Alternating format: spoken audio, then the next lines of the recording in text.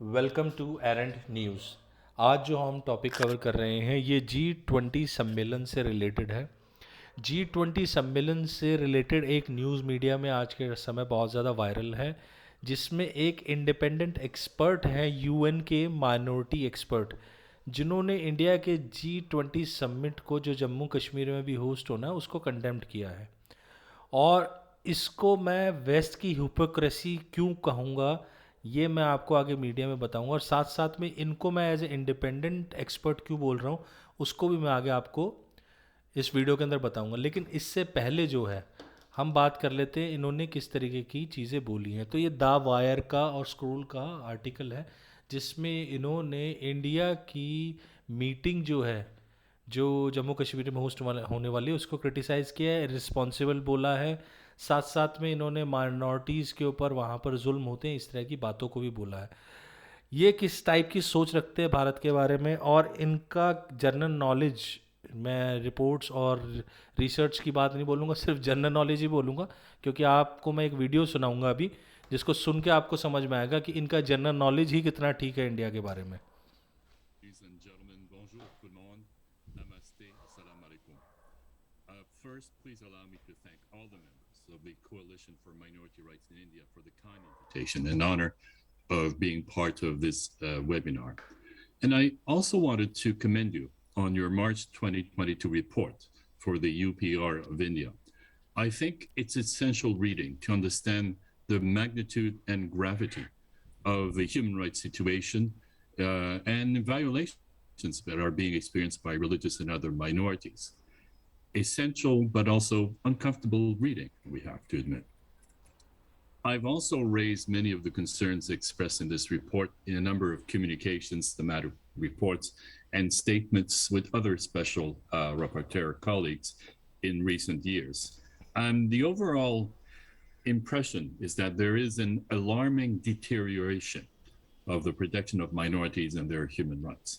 And I think what needs to be emphasized is that many of these human rights violations are not simply involving large numbers of individuals. They involve, in addition, a pattern of targeting of specific minorities as a community, as a group, in their entirety, as somewhat, in some cases, alien or threatening others, and somehow that they don't really belong or are not as deserving as other members of the country in India. Now, time does not permit me to go into great detail, but there is clearly a pattern of stigmatization and targeting minorities in India.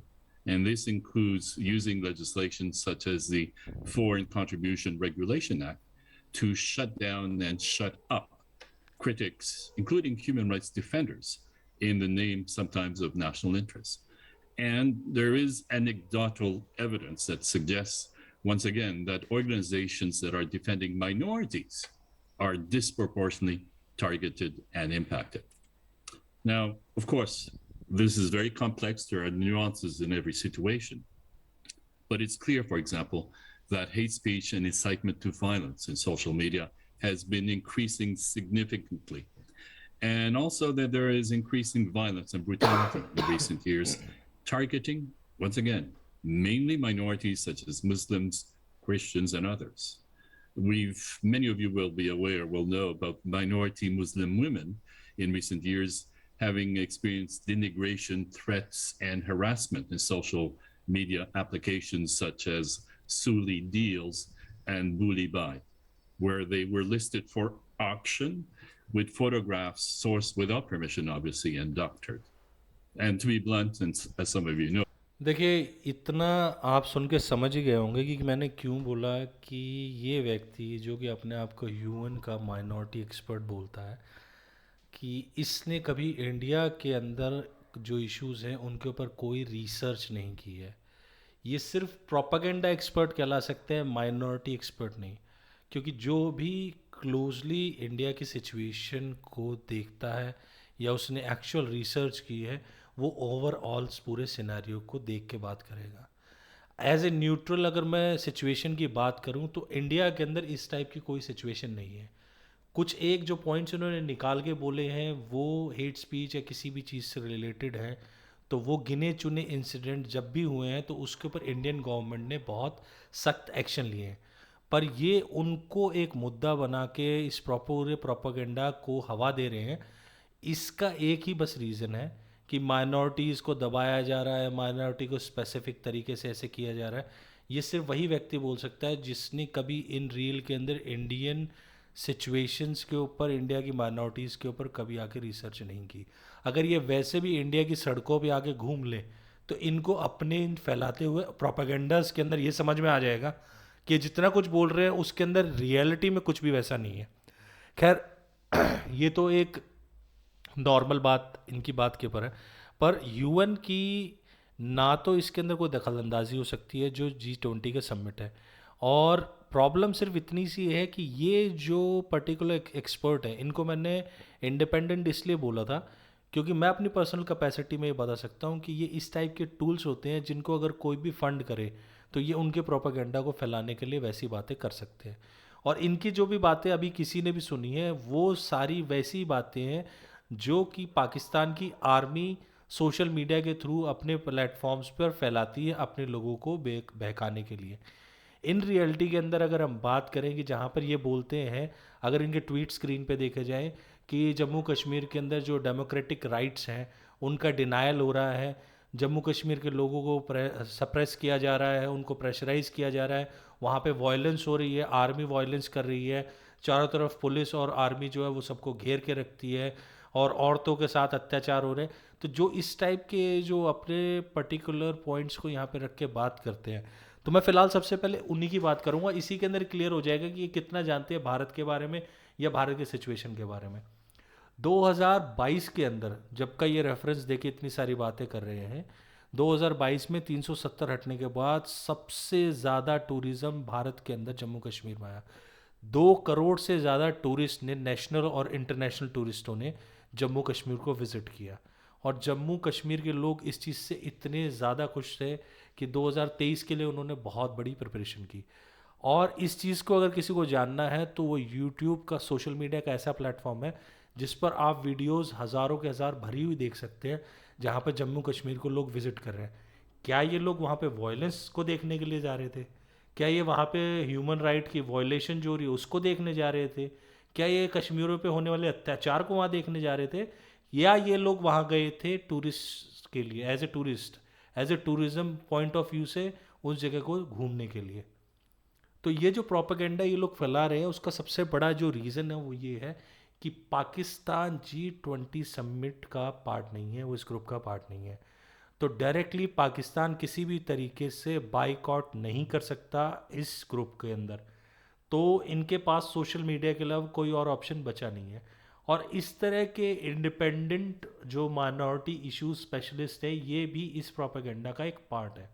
और इन लोगों को ये लोग fund करते हैं और उसके बाद में ये इस चीज़ को फैलाते हैं। और एक न्यूट्रल पर्सपेक्टिव से कहूँ, अगर कोई पाकिस्तानी भाई भी सुन रहा होगा और इंडियन भी सुन रहे होंगे, तो अगर इसको आज इंडिया भी कहीं से पैसा फंड कर दे तो ये पाकिस्तान ऑक्यूपाइड कश्मीर के लिए भी सेम तरीके की बातें दोहरा के बोल देगा, सेम स्पीचेस। क्योंकि इस टाइप के इंडिपेंडेंट रिपोर्टर्स का काम ही है। और इंडिया ने इस चीज़ को कंडेम्ड भी किया है जिस तरीके से इन्होंने इस चीज़ को बोला है। अगर हम देखें तो इंडिया ने साफ साफ बोला है कि जिस टाइप की आप बातें बोल रहे हैं ये पूरी तरीके से बेसलेस है, अनवारंटेड है। इसका ना तो आपके पास कोई प्रूफ है, ना ही इससे रिलेटेड आप हमें कोई सबूत दिखा सकते हैं। अगर है तो आप प्रूफ को दीजिए, जो कि नहीं है। साथ ही साथ में मैं इसको वेस्टर्न मीडिया की हिपोक्रेसी क्यों बोलता हूँ, क्योंकि वेस्टर्न मीडिया इस टाइप की बातों के ऊपर जीता है। उनको इस वर्ल्ड के अंदर अनस्टेबिलिटी, गरीबी, बुरे हाल देख के अपने आप को सुपेरिटी का जो कॉम्प्लेक्स है उसको सेटिस्फाइड करने का बहुत अच्छी फीलिंग मिलती है और ये वहाँ का मीडिया समझता है। इसी वजह से वो इस टाइप की न्यूज़ को ज़्यादा प्रमोट करता है जिससे इस रीजन में अनस्टेबिलिटी फैले या वायलेंस बढ़े। यहाँ तक कि आज के समय यूएस इंडिया को अपना बहुत अच्छा मित्र मुल्क बोलता है, एलआई की श्रेणी में रखना चाहता है। उसके बावजूद 2022 की इंटरनेशनल रिलीजन फ्रीडम की जो रिपोर्ट है उसके अंदर इंडिया के अंदर किलिंग, असॉल्ट, इंटिमेशन, इस टाइप की बातों से भरा हुआ रिलीजियस लेवल का एक आर्टिकल डाला गया, और वो भी इनके यूएस के डिपार्टमेंट स्टेट की तरफ से। और जब इंडिया ने इसके ऊपर क्लैरिफिकेशन मांगा, इसका अपोज किया, तो इन्होंने इसको घुमा फिरा के बोल दिया कि नहीं, ये हमने, वॉशिंगटन ने इसको नहीं किया, ये इंडिपेंडेंट कैपेसिटी में रखा गया।